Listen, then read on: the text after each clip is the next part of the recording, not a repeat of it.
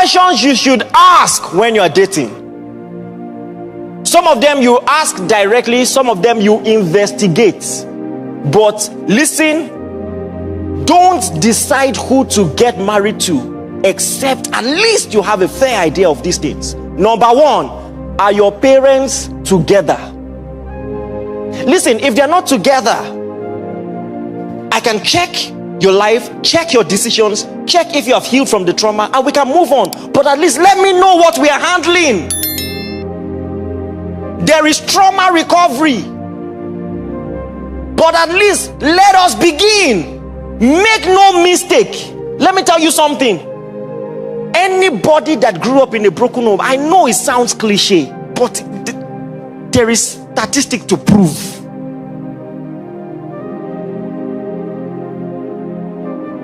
Somebody who grew up used to his parents not being there, that person will be dysfunctional in the way the person loves. The person will not even know.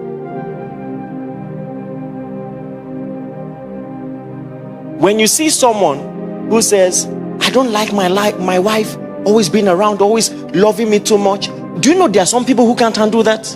They can't hold your hand for too long. They can't hug for too long. It's called avoidant attachment. It's a dysfunction. You are so used to love not being there. It's a coping mechanism. These things are statistically proven, and there has to be a deliberate recovery for it. It's been proven scientifically that if you had a dysfunctional way to respond to love, it can be repaired with better relationships. It will only be a matter of time. When you get friendships, when you get used to people, haven't you seen people that you cared for, you wanted to help them, but they were running away? That's why. Some people that you're committed to, you want to help them, they're not used to receiving help. They don't even understand why. It is because of how they grew up. Have you seen people who you can never persuade you love? Always insecure. That also is a dysfunction. It's anxious attachments. These are things research can reveal to you. But in general, what I'm here to tell you is this: the parents, how they handle themselves, it has more impact on the person you want to choose than you realize. If care is not taken, look at the parents. You're looking at your partner's future.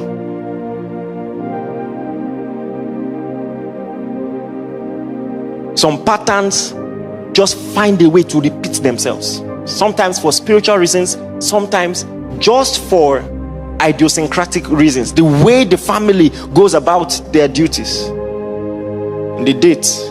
Also, I just find a way to ask, have you ever been in a physical fight before? You know I'm not joking, right? Ask. Oh. You know, a lady was going somewhere with a guy. So one tricycle just double crossed them, and he was trying to tell the guy, stop. The guy didn't listen, double crossed them and scratched him, and he just came down, gave the guy a headbutt. Bah! See, I begged this girl, no marry this boy. I begged. She didn't hear. So one day, he pounced on her, pressed her neck, you know. So when she came to report to me, don't stress me. You know, I've been telling you. So I take my time to teach these things so that I will know. I told you. Because when he was headbutting someone, you felt, my defender. Sabaoth. Yahweh Sabaoth. Have you?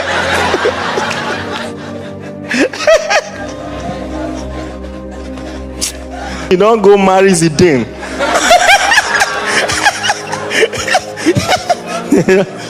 Now they blow your chest. Bah.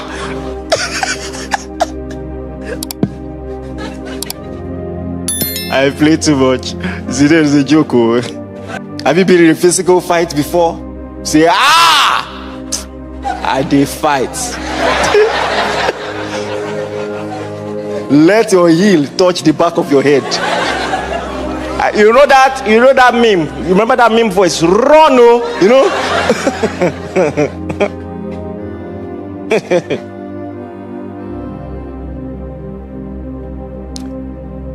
Are you ready for what I'm about to say?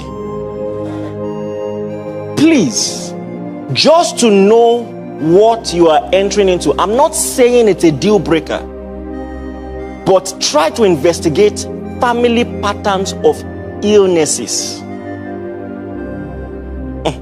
Maybe we should share the grace. Some of you are not used to pastors teaching you what you need to hear, so that if you are praying, you will know where to pray. Do you understand what I'm saying? Family patterns of illnesses. There are some of these illnesses that are in the genes, are genetic issues. They can show up in children. Even if the person you are getting married to doesn't have it, they can show up in children. Diabetes, asthma, mental illnesses, bipolar disorder. Just find out, so that if you are releasing your faith, if you know what you are dealing with now, that's love. That in spite of this, I chose you. Not that I'm in for surprises. Don't surprise me. If you like, laugh. Yeah, what I'm saying. Do you understand what I'm saying? Yes, sir. How you find out that one, I don't. Ladies know their way with things like this. Someone said, I think I talked this thing. Someone said men are in love, women are in business. Someone said, let me tell you something. Women choose their partners like a business decision. What I'm telling you, women do it. Women choose their partners like a career choice. They feel vibe with you as guy, but they will marry the person that is good for their future. If you like, no, also. No, they will vibe with you. The next thing you hear, my bestie, just my bestie. So actually, a psychologist said, and I agree with him, that men are actually more romantic than women. Yes, because women, they act as if they are romantic, but at the core, they are pragmatic. When they want to choose who to marry, they look at facts. It's men who just expect you to love them for who they are. Women won't really love you for who you are. Okay.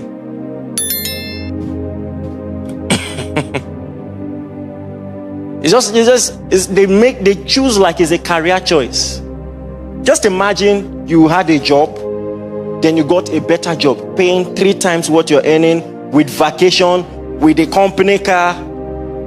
You will go to the boss and say, it's been wonderful here. It's not you, it's me. It's sounding familiar. I'm explaining your past relationship. They play. Career choice. Before the butterfly starts to fly in the woman's stomach, she will check the facts.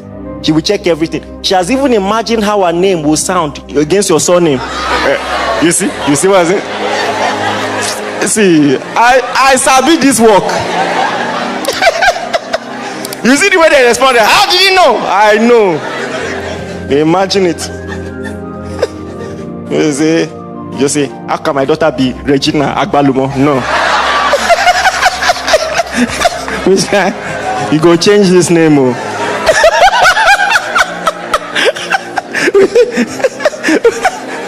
I no go be Agbalumo, Mrs. Agbalumo. You go change that name.